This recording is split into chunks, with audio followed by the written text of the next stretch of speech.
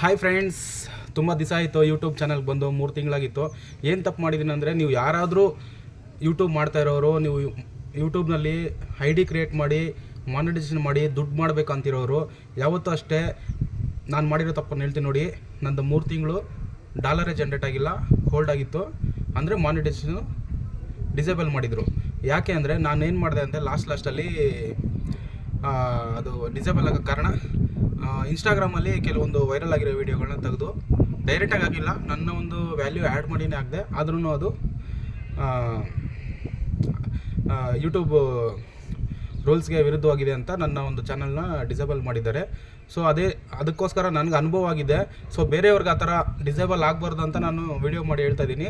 ಬೇರೆ ಯಾರೋ ಅದರ್ ಪ್ಲ್ಯಾಟ್ಫಾರ್ಮ್ದು ಯಾವುದೇ ವೀಡಿಯೋನ ನೀವು ಕಾಪಿ ಮಾಡಿ ಯೂಟ್ಯೂಬ್ನಲ್ಲಿ ಹಾಕ್ಬೇಡಿ, ನಿಮ್ಮ ಒಂದು ಚಾನಲ್ಗೆ ಪ್ರಾಬ್ಲಮ್ ಆಗುತ್ತೆ. ಸೊ ನಿಮ್ಮ ಓನ್ ಕಂಟೆಂಟ್ ಏನೇ ಇದ್ರೂ ನೀವು ಓನ್ ಕಂಟೆಂಟಾಗಿ ಮಾಡಿ ಹಾಕಿ, ವೈರಲ್ ಆಗುತ್ತೆ, ಬೆಳೆಯುತ್ತೆ ನಿಮ್ಮ ಒಂದು ಚಾನಲ್ಲು. ಸೊ ನಾನು ಮಾಡಿದ ತಪ್ಪನ್ನ ನಾನು ಶೇರ್ ಮಾಡ್ಕೋತಾ ಇದ್ದೀನಿ. ಸೊ ಯಾರು ಆ ಥರ ಮಾಡೋಕ್ಕೆ ಹೋಗಬೇಡಿ. ಸೊ ಹಾಗೆ ನನ್ನ ಒಂದು ಚಾನಲ್ನ ಸಪೋರ್ಟ್ ಮಾಡಿ. ಏನಾದರೂ ಅಪ್ಡೇಟ್ಸ್ ವೀಡಿಯೋಸ್ ಆಗಿರ್ಬೋದು, ಟೆಕ್ ರಿಲೇಟೆಡ್ ಆಗಿರ್ಬೋದು, ಜನರಲ್ ನಾಲೆಜ್ ಆಗಿರ್ಬೋದು, ಒಂದು ವೀಡಿಯೋಸ್ ಕಂಟೆಂಟ್ ಯಾವುದೊಂದು ನನಗಿನ್ನೂ ಫಿಕ್ಸ್ ಆಗಿಲ್ಲ, ಯಾವುದೋ ಒಂದು ಕಂಟೆಂಟ್ ಮಾಡಾಕ್ತಾ ಇದ್ದೀನಿ ನಾನು. ಸೊ ಯಾಕಂದರೆ ನಾನು ಹೊರಗಡೆ ಎಲ್ಲೂ ಹೋಗೋಲ್ಲ ಕಂಟೆಂಟ್ ಮಾಡಲಿಕ್ಕೆ, ಮನೇಲೇ ಇರೋದು.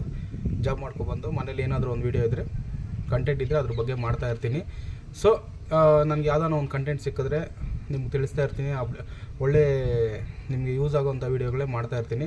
ಸೊ ನನ್ನ ಚಾನಲ್ನ ಯಾರೆಲ್ಲ ಸಬ್ಸ್ಕ್ರೈಬ್ ಮಾಡ್ಕೊಂಡಿಲ್ಲ, ಸಬ್ಸ್ಕ್ರೈಬ್ ಮಾಡ್ಕೊಳ್ಳಿ. ಹಾಗೆ ನನ್ನ ಚಾನಲ್ಗೆ ಸಪೋರ್ಟ್ ಮಾಡಿ, ನನ್ನ ಒಂದು ಚಾನಲ್ ಗ್ರೋತ್ ಆಗೋ ಥರ ಮಾಡಿ. ಸೊ ಜೈ ಹಿಂದ್, ಒಂದೇ ಮಾತರಂ.